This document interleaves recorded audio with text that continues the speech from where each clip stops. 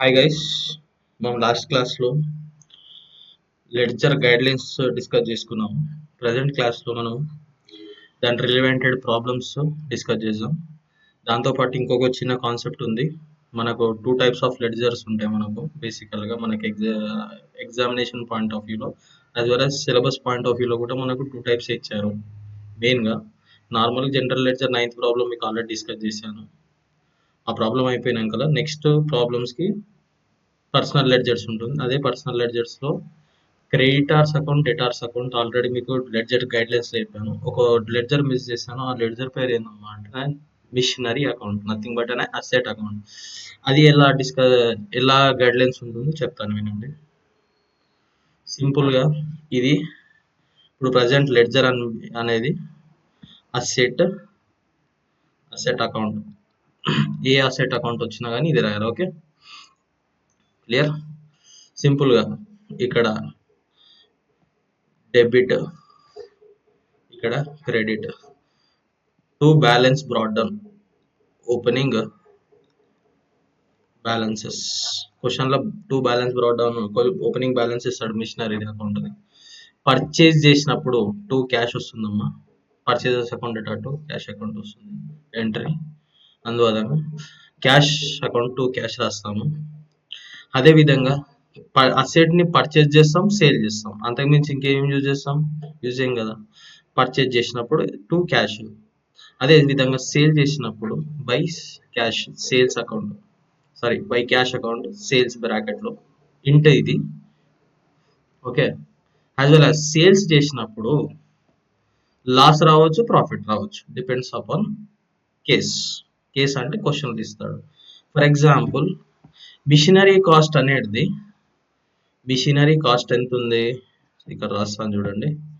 Machinery cost 8,000 rupees ఉంది book వాల్యూలో. Okay 8,000.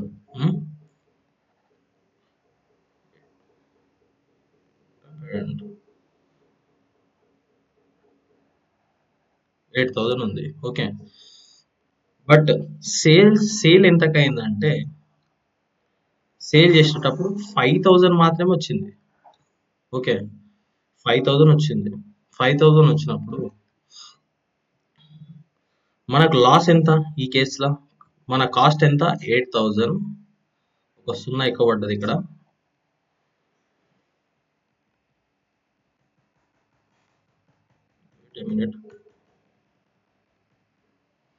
Machinery cost 8,000.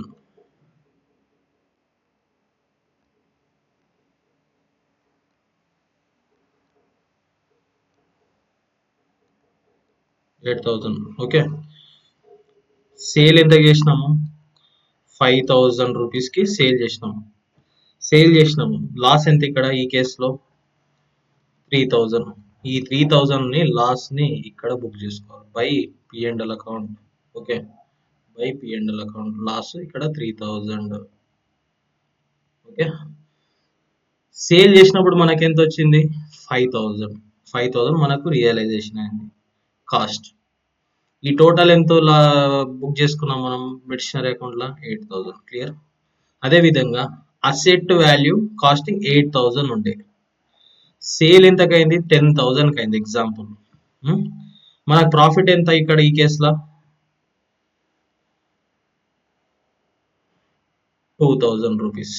ఎందుకంటే 10,000 minus 8,000 nothing but 2,000 is profit. ఈ ప్రాఫిట్ని ఇక్కడ బుక్ చేసుకుంటాం. ఓకే, అదేవిధంగా మిషనరీ అసెట్స్కి డిప్రిసియేషన్ ఉంటుంది. అసెట్స్ ఫస్ట్ థింగ్ ఎన్ని టైప్స్ క్లాసిఫై అయితే చెప్తాను, వినండి. ఇక్కడ ఆల్రెడీ మన ప్రీవియస్ లెక్చర్స్లో కూడా చెప్పారు, మళ్ళీ ఒకసారి నేను ఫర్దర్గా క్లాసిఫికేషన్ చెప్తున్నాను. Current assets, fixed assets. Fixed అసెట్స్లో టూ టైప్స్ మళ్ళా. Tangible assets, intangible assets. సింపుల్గా కరెంట్ అసెట్స్ అంటే విత్ ఇన్ 2 monthsలో రియలైజేషన్ ఆఫ్ క్యాష్ని కానీ మనకు కన్వర్ట్ చేసుకున్న అసెట్స్ మొత్తం కరెంట్ అసెట్స్ అంటాం. సింపుల్గా చెప్పాలంటే క్యాష్, డెటార్, ఇవన్నీ స్టాక్ ఇన్ ట్రేడ్, ఇవన్నీ current assets.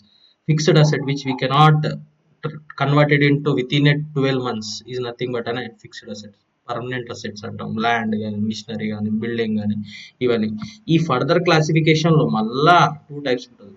Tangible assets, intangible asset. Tangible అంటే which we can feel and taste, అంటే మనము దాన్ని చూస్తాము, ఆస్వాదిస్తాము, అంటే మిషనరీ చూస్తాము, టచ్ కూడా చేస్తాము, దాన్ని టాంజబుల్ అసెట్స్ అంటారు. ఇంటాంజబుల్ అసెట్స్ అంటారు which we cannot feel and taste, అంటే సింపుల్ చెప్పాలంటే మనకు కనిపించని అసెట్ ని ఇంటాంజబుల్ అసెట్ అంటాం. టాంజబుల్ అసెట్స్ లో మనకు బేసికల్ గా ప్లాంట్ అండ్ మిషనరీ ఇట్లా ఎగ్జాంపుల్స్ ఉంటాయి. ఇంటాంజబుల్ అసెట్స్ లో గుడ్ విల్, ఇట్లా డిఫరెంట్ డిఫరెంట్ ఎగ్జాంపుల్స్ ఉంటాయి. క్లియర్? ఇంతవరకు క్లియర్? డిప్రిసియేషన్ మన అసెట్స్ కి, ఈ టాంజబుల్ అసెట్స్ కి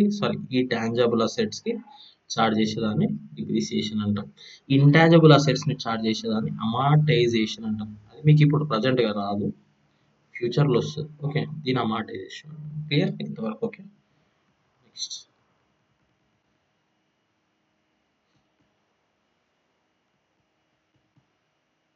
వెయిట్ ఏ మినిట్. అదేవిధంగా ఇక్కడ ఓపెనింగ్ బ్యాలెన్స్ అనుకున్నాం, ఇది క్లోజింగ్ బ్యాలెన్స్. ఓకే, ఇది మిషనరీ. మనకు ఒక ప్రాబ్లం ఉంది, ఏంటో ప్రాబ్లం అంటే మన టైం వచ్చినప్పుడు డిస్కస్ చేస్తాం. Clear? Next Prahlad 9th question already discuss అయిపోయింది. 10th క్వశ్చన్ చూడండి అమ్మా. 10th question, prepare Pawan account from the following. On 2018 March 1st, goods purchased from Pawan 38,000. Cash paid to Pawan 5,000. Goods returned to Pawan. Paid to Pawan by check. Discount allowed by Pawan. Okay. Next, goods purchased from Pawan. Next, furniture purchased from Pawan. Okay. ఇవి మన transactions ఈ present question కి. Okay, మనం already discuss చేసినాం guide lines of ledger accounts లో. Ledger accounts guide lines లో మనం already మీకు చెప్పాను, ఈ గైడ్ లైన్స్ ఉంటాయి, ఈ ఫార్మేట్ లో ఇది రాసుకోవాలని, ఈ స్క్రీన్ షాట్ తీసుకోవాలి. ప్రీవియస్ లెక్చర్ లో చెప్పాను, ఇదే ఇంపార్టెంట్, మోస్ట్ ఇంపార్టెంట్. ఓకే, దీన్ని బట్టి మనము 10th క్వశ్చన్ చేద్దాం. ఓకే, ఇది అవసరం పడితే ఇప్పుడు ప్రజెంట్ గా స్క్రీన్ షాట్ తీసుకోండి, నెక్స్ట్ ఫార్వర్డ్ చేస్తాం. 10th క్వశ్చన్ చెప్తాను, ఎక్స్ప్లెయిన్ చేస్తాం. క్లియర్? ఓకే, తీసుకోండి. Okay, done.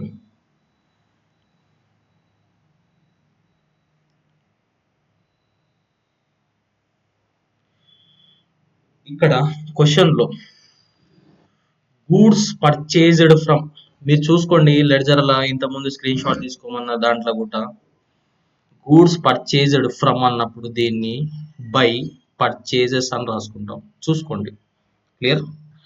దీన్ని by purchases account, Pavan account లో బై పర్చేజెస్, దీని హింట్ రాస్తున్నాను చూసుకోండి. Purchases goods purchased from. Okay, next cash paid to Pavan. Cash paid to Pavan, 2 transactions ఇక్కడ వస్తాయని చెప్పాను. ఇక్కడ debit side cash paid to. Okay, goods returned to Pavan. ఇక్కడ పర్చేజెస్ రాసినాం, ఇక్కడ ఏమొస్తుంది? పర్చేజెస్, బై పర్చేజెస్ రాసినాం. ఇక్కడ to purchases return, nothing but goods returned to paid to Pavan by cheque. ఇక్కడ ఇంతకు ముందు March 6th కి క్యాష్ పే చేసిండు, ఇప్పుడు మళ్ళీ చెక్ పే చేస్తున్నాం. ఇక్కడ క్యాష్ అన్నప్పుడు క్యాష్ వస్తుంది, ఇక్కడ ఈ ట్రాన్సాక్షన్ 6th కి క్యాష్ వస్తుంది, క్యాష్ పేడ్. అయితే చెక్ అన్నాడు కాబట్టి బై బ్యాంక్ రాస్తాం ఇక్కడ. క్లియర్? ఇక్కడ బై బ్యాంక్ రాస్తాం. ఓకే, నెక్స్ట్ నథింగ్ బట్ ఇక్కడ cheque received.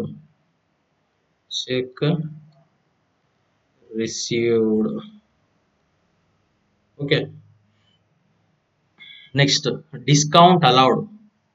By Pawan. Discount allowed by Pawan. Pawan కి డిస్కౌంట్ అలౌ చేసిండు. పవన్ కి ఏమవుతుంది, డిస్కౌంట్ రిసీవ్డ్ అవుతుంది. ఓకే,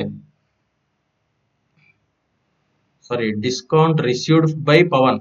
ఇది ట్రాన్సాక్షన్ తప్పు ఉన్నదమ్మా, ఒకసారి చెక్ చేసుకోండి. నేను కూడా చెక్ చేస్తా టెక్స్ట్ బుక్ లో.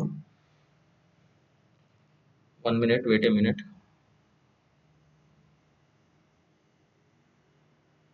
Discount received from, okay correct. ఇది రిసీవ్డ్ ఇక్కడ క్వశ్చన్ లో నేను తప్పు రాసుకున్నా అంటున్నాను, చెక్ చేసుకుంటా ఫర్దర్గా ఏమున్నా ఎక్స్ప్లెనేషన్ ఇస్తాను. Okay, discount allowed by Pawan. Allowed అయితే బై వస్తుంది, బై డిస్కౌంట్ అలౌడ్. రిసీవ్డ్ అన్నాడు కాబట్టి by to discount received. Okay, next goods purchased from Pawan for cash. For cash అన్నాడు, పర్చేజ్డ్ ఫర్ క్యాష్ అన్నాడు. ఇక్కడ క్యాష్ ట్రాన్సాక్షన్స్ రికార్డ్ చేసుకుంటున్నామా, చేస్తలేము. ఇది పర్సనల్ అకౌంట్ కాబట్టి క్రెడిట్ ట్రాన్సాక్షన్స్ మాత్రమే రికార్డ్ చేసుకుంటున్నాం. Clear. Next furniture purchased from Pawan. Furniture అనేది అసెట్ అవుతుంది, అందుకోసమే బై ఫర్నిచర్. ఇది ఇక్కడ hint, asset purchased from. Okay, సింపుల్గా చెప్పాలంటే ఇక్కడ డెబిట్ సైడ్ మొత్తము 2 ట్రాన్సాక్షన్స్ వస్తాయి, క్రెడిట్ సైడ్ మొత్తము ఫ్రమ్ అండ్ బై ట్రాన్సాక్షన్స్ వస్తాయి. ఓకే, ఇది డెబిట్ సైడ్ వస్తుంది, ఇది క్రెడిట్ సైడ్ వస్తుంది. ఇది లాజిక్.